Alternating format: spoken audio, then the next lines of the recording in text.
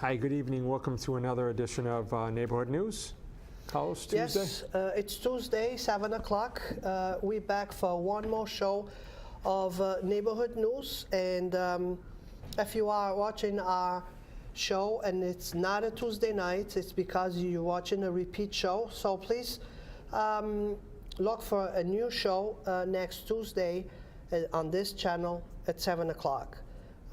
For the Portuguese community, like always, I welcome everyone. Sejam bem-vindos a mais programa das suas notícias da sua vizinhança. É terça-feira, o canal 95, 7 horas da noite. Nós estamos de volta para mais programa de notícias da sua vizinhança.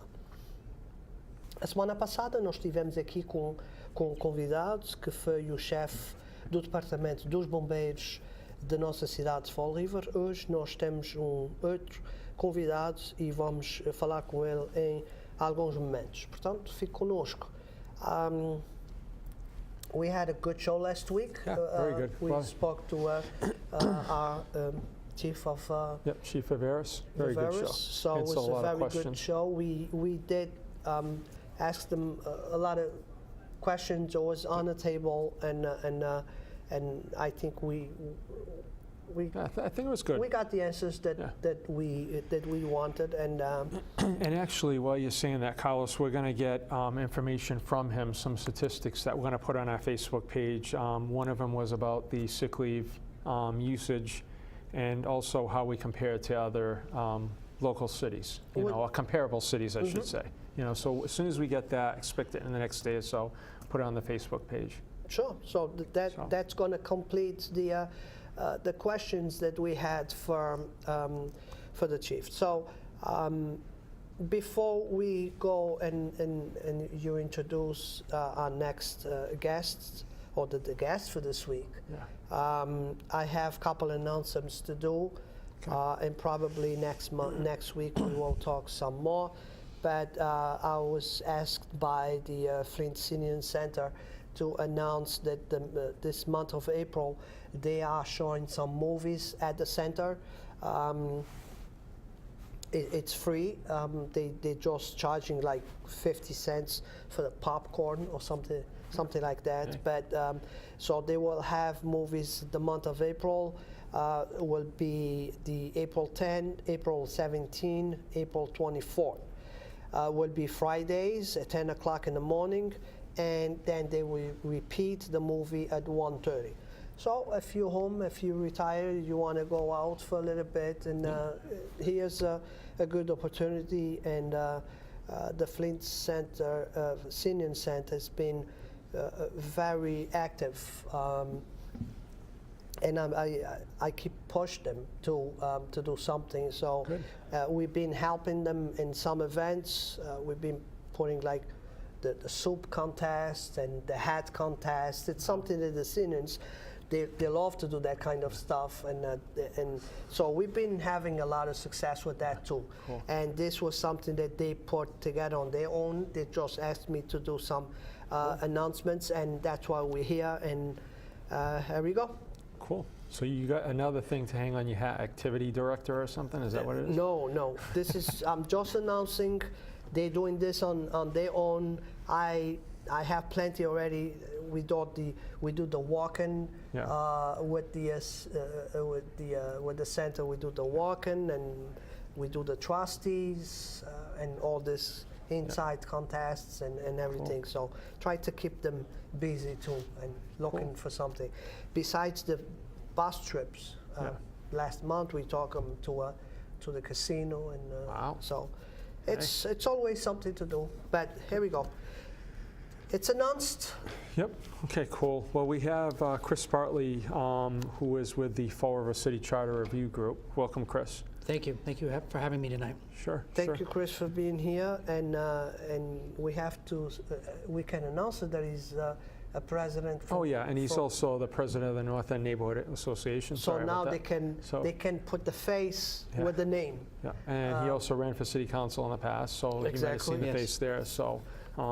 So that's good. So now I guess you were kind of bored because you wanted to get on board with the city charter group, right? I wouldn't necessarily say I was bored, but it was something that I found myself hearing about over a number of weeks during my last campaign for city council. And then I got a hold of Councilor Mioza, who was hearing some of the same things during the last campaign.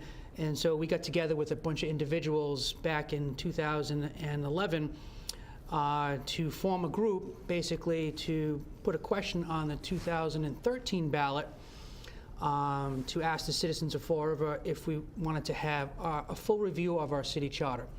And at that time, we didn't know what we were necessarily getting into, which forced us to push it out to 2015. So here we are in 2015, and I'm happy to say that we're on track.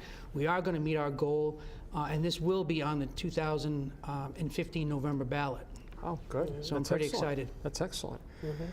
Well, you know what, Kris, I know, you know, basically it's been more difficult, I think, for you guys because when you've tried to obtain signatures, this isn't like a easy thing to explain when somebody's walking out of Stop and Shop, right? Yes, it isn't easy. So I mean, I give you guys credit with that, you know, trying to get that going. Yeah, just with that. and then came the recall, which now you have 3 different people, Yeah. you know, collecting signatures, and that kind of, you know, could get mixed up too on the way and kind of, you know, push people did back happen. a little bit of putting your name because Because of that, yeah. it was everybody happening, everything at the same time, Yeah. collecting signatures. But now that it's on the path and we're moving forward, I think that this is really gonna take a big, you know, jump. I would agree. I think the biggest thing that we had a problem with is not too many people knew what the charter was. Everyone thought we were talking about charter schools. And then collecting signatures and trying to educating people at the same time was very difficult. Yeah. Just to be honest, it's not a very exciting, passionate thing that we're trying here. It's not a very sexy topic, so we're finding it a little bit harder to get the signatures, and we're doing a lot more of educating to get those signatures, so it's been a little bit difficult. Well, Kris, as part of you being here, do you want to explain what the city charter is and basically the mission of your group, just so people have that background on it? Sure. So basically, our city charter it's the document that is defining our rules and regulations by which we're governed by. Again, it has nothing to do with charter schools. It's basically our city's constitution. And a little bit what of our mission is that we're trying to get the question on the 2015 ballot asking the citizens, do the citizens of Fall River want a complete review of our city charter? And usually I say on street talk is the charter is the bylaws of the city. It's laws that is not being touched for so many years that that are affecting the way the city is run today. And some of those we need to go back and change. So it's something that needs to be done. Yeah, no, it's important. If it when was it last looked at, Kris? So the last time, there's never been a complete review of the city charter in Fall River's history. Since 1934, we went to a Plan A form of government. And since then, the only time the charter has been changed is in 1973, where we changed the term limit of the mayor. So there's never been a complete review since 1934 in its inception. Okay. And the last time it was changed was 73? Yes. Were you even born then? I was one. All right. I was alive, so. But it was a long time ago, and not anything with your age. No, but yeah. that's okay. Yeah. But, Don't answer him. If he asks you how old are you, don't answer him. Well, everyone knows now. So. yeah, sorry about that. It's all right. I'm behind you. I'm behind you a couple of years. So, but so why, Kris, is this important? Do you think then this whole charter review thing? Well, one of the things is we found that people want to see it. People want to have a voice in how they're governed, because right now there's no mechanism to actually ask the citizens how they want to be governed, because there's a number of laws that we can change if the citizens want that, but there is no mechanism to begin that discussion. It's never been reviewed, and that's the one and only thing that we are, as a group, advocating for. We don't have a particular agenda on what we want to change. The only thing we want to do is add language into the charter that says, or triggers, that there is a review every 7, 10, or 15 years, whatever it may be. Okay. Well, that's good. That's good. I mean, who could be against that then? You know. And I think this now it's the perfect time because we are going through some situations that people are putting some questions out that can be changed now if this goes through and we really can review it. Like the time that the mayor serves, some people agreed should be a 4-year instead of 2 years. So this is some stuff that it's there that you know we can actually now find out what is the opinion of what the people think that should be done. You know, so it is. We're going through, I think, the right time because it is a lot of questions on the end now that we can settle and put on paper. And one of the biggest things that we're finding is that the town of Newburyport was the last, I believe, town or city in Massachusetts to go through a charter review. And through their review, they found they had 19 violations of Massachusetts general law. Sure. So since our charter hasn't been looked at since 1934, I'm assuming we have just as many as that, if not more, violations with Mass general law. So right there in that, there is a need to have the document looked at. Yeah. Exactly. I mean, even if it's nothing's going to be changed, but it's time to, you know, to take a look at it. I agree. And set up, and the perfect time at the same time to set up dates that for the next review. So, Sure. so we don't have, and you guys don't have to go through the same thing at collecting signatures again. And we need to put in a process on that automatically every 10 years, every 15 years, that this needs to be take a look at it without going through all this work, you know. So that's another reason. Just for that, it's another reason for us to have this done. So Kris, you guys are going to make the deadline to be on the November ballot? That's correct. So you don't need signatures anymore, or do you still need them? Well, we do. So technically, we have to collect 15% of the electorate, which is roughly 7,500 signatures, certified signatures, which means we basically have to collect 10,500 signatures. So a lot of the signatures are not certifiable for a number of reasons. Yeah. And so to date, we've collected about 5,500 signatures, and we've just turned in another 1,000 signatures. So we're on our way. We have plans for the coming year, which is only, well, not the coming year, I should say, for the next few months to collect those signatures. We have an additional 20 new volunteers that we've collected just this year. We have plans for events that were coming up, signature collection events. We're also fundraising on the other side to possibly look into having a private company, a signature collection company, come in and help us supplement the signatures that we're not able to get. So that's a possibility. If we do not use that particular company, the funds that we are fundraising for, once we get the question on the ballot, we're going to go into an educational phase where we use those funds to educate the citizens of Fall River what this process is about. So when this does come on the ballot and is presented to them, they have an understanding of what they're voting on. So what that is, you're going to create your own events to collect signatures. On the other side, city events or community events that neighborhoods putting together, do you have intention to be part of those events and be on those events to collect some signatures? Of course. We, over the last 2.5 years, we've been to public events, political events, sporting events, every event you can think of, parades. We've gone to senior houses to collect signatures. We've gone door to door. We've done standouts in front of supermarkets, things like that. So we've done a wide range of things.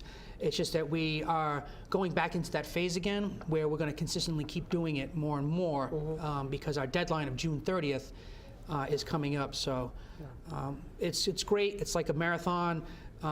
It has been like a marathon, and we can see the finish line. So it's exciting at this point for us. So we do have 3 months left Pretty much. I think we're to collect roughly, all the signatures. yes, I think we're at week 13 right now. Okay. Well, at least the weather now is nicer, so maybe, you guys can get out more. And with a lot it. of events gonna start happening all around the city too, So, and that's gonna help because it's people on those events that can get Get involved. sign in. Sign it, if somebody wants to get involved, Kris, and volunteer to help you guys with the effort, do they get in touch with you, or do you guys have an email address? There are a couple of ways individuals can volunteer or get involved in any number of different levels. We are on Facebook. Individuals can go to Facebook and do a search for a charter revision. We're on there, and they can either private message us through that way, or they can contact me personally. My phone number, I can give that out too. It's 508-951-9284. I'm happy to field any calls. I can give petitions out to individuals. But we're also, one big thing that we're starting up in the month of April is every Saturday in the month of April from 10 in the morning to noon, we'll be at the Government Center on Sullivan Drive. We've done this in the past. We call it our drive-up signature event. Individuals can just drive up, and they don't even have to get out of the car. We'll have individuals there with petitions on clipboards. They just drive up, sign the petition, and drive away. It's pretty simple. And then we found that those events have been very, very successful. We haven't done one in a while just because of the weather. Yeah, the weather. That's good. That's good. So has that been more successful than like standing out somewhere and, Well, it's a combination of things. There's no one big fix for all of this. Yeah. We found that some days being out in front of a market is great. Yeah. Some days going to sports events is great. It really depends on a number of factors. But we're looking at this, trying to figure out, we found out that there's no one big fix for all of this. Yeah. And it's a little bit signatures here on this one and a little bit of signatures on that. When you put it all together, you collect, at the end, you collect some more signatures. On this drive, what you guys do? You set up like a tent so people can actually see you, or? Well, what we do is we're there, and we. So how do people know that you're there? How they find you? There'll be signage there. We'll have big red signs that say "For a Charter Review." Sign here. We'll have a table set up. We usually pop some cones down just so people can drive up and drive away. It's Saturday morning, so that street is not very busy. The people just drive up and drive away. In the past, we've done some radio advertisements for that particular event. We plan on doing more of that in the future. We're on Facebook. We also have, there's also an additional area that we can have people sign, and that's through the help of Representative Sylvia. Oh, Yes. wow. Yeah. Anyone can go to his office, and he has petitions there. He's located on South Main Street, 1664 South Main Street. And he's been very, very helpful with us, supportive of us. So if individuals cannot make it on the next 4 Saturdays to the Government Center on Sullivan Drive, they can always go to Representative Sylvia's office, and they can sign the petition there. Cool. Okay. So Kris, once this goes before the ballot, what happens after that? So once we get the question on the ballot, we have a big part. I'm just fooling. You're supposed to laugh at that one. Just because I say that because No, that's where it's the been fun a lot begins. of work. That's where Yeah. the fun begins, I think, right? Yeah. We go into an educational phase at that point. That's our first step. We will begin to educate the public on this, as I said before. But once the citizens get a chance to vote on it in November, at the same time, they'll get a chance to elect a 9-member commission. So they'll have a question: do the citizens of Fall River want to see a complete review of the Fall River City Charter? Yes or no? And then below that, they'll have a chance to elect a number of individuals. And at that point, anyone in the city can run for that particular commission. It's not a paid commission position. those individuals will get together, and they have, I believe, 45 days to hold their first public meeting where the citizens of Fall River will be able to give input on what they would like to see happen or change in Fall River. They'll have a number of different public sessions. They'll have a number of different meetings. They may do a survey. Newburyport did a survey that went out with the tax bills, just asking different questions about what we'd like to see changed, improved in Fall River. And then they have 16 months. This commission has 16 months to come up with a suggested package of changes that is, at that point, sent up to the Attorney General's office. And the Attorney General, at that point, has 2 months to review this document, send it back to Fall River, and then that gets sent to the City Council for approval. And then once that's approved by the City Council, then it goes on the 2017 ballot, where the voters of Fall River will again be able to vote the entire package up or down. So we won't be able to pick and choose what we want to change. Yeah. Everything gets changed at once. So, which can be fearful for some people. My thinking, and what we've researched in the past with other communities have done this, very little change has happened. This is a long process. Yeah. The biggest change that you'll see is if there's any violation in Mass General Law. And we may have 10, 15, whoever, we don't know. But then there may be one possibly, or two maybe other changes, depending on how passionate the citizens of Fall River want to see a particular change. But I just want to reiterate that this is a long process. Yeah. There's no fear in this process. There's going to be a lot of public input, and then the change is not going to come quickly. So before it gets on the ballot, you were saying would people that were interested in running for that commission, they put their names in before it gets on the ballot, or is that after? Nope, they'll have a chance. I believe it's May 5th. Okay. Because the City Council just approved last week the political calendar for all of this. Okay. That's required by law. So May 5th, any individuals who want to run for this commission, believe May 5th is the day when the nomination papers are available. Okay. And then, so that will be on the ballot along with, if you agree, if you want this to be looked at, sort of thing. So the names, okay. Yep, right at the same time. All right, cool. Similar to the special election where you had a question and then you had your candidates, it'll be the same format. Same thing. All right, good. That's good. So it sounds like this, like anything, it's government, there is a process. Yeah. And it seems, this is just the beginning for you guys, which is great, but you're getting over that first hurdle, which is always something to be proud of. So this is just the attempt to start the process. And the process is going to take a while until they have the final, documents and together to approval. And it's good that the City Council will have a chance to, to weigh on it. Yeah, absolutely. So, absolutely. So right now you can say that you are where you want to be at this point with this campaign. We do You're feel not comfortable. behind, you're not too... We're not behind. Of course, we could always be ahead of the game, a little further along, but we feel comfortable. We have a strategy laid out in front of us, so we have a game plan. It's not open-ended. We know exactly what we need to do step by step and where we're going to be to accomplish the goal. So our board has been, we've met every 2 weeks almost for the last 2.5 years, believe it or not. Oh, wow. So there's been a lot of background work behind the scenes on this. We've tried to strategize a number of different ways. In the past, some of the things that when we started in 2011, it took us a little bit to progress a little bit. Only in 2013, we became an official ballot question committee recognized by the state.